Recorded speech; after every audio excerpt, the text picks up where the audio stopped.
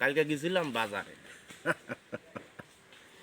যাইয়ে মনে করে একজনে দিছি এক চল কইছি একটা ছামলার,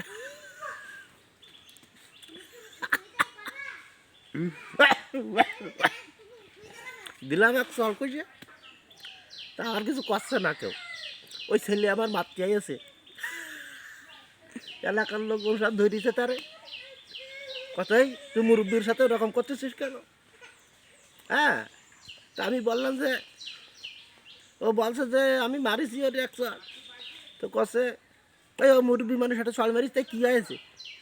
তুই ওর উপরে গরম হচ্ছিস কিছুর জন্য, মানে মুরব্বীরা মারলেও দোষ নেই, মুরব্বীরা মারলেও দোষ নেই, মুরব্বী কিন্তু খুব গরম দেয়। ইয়াং জেনারেশন তাহলে খুব সমস্যা।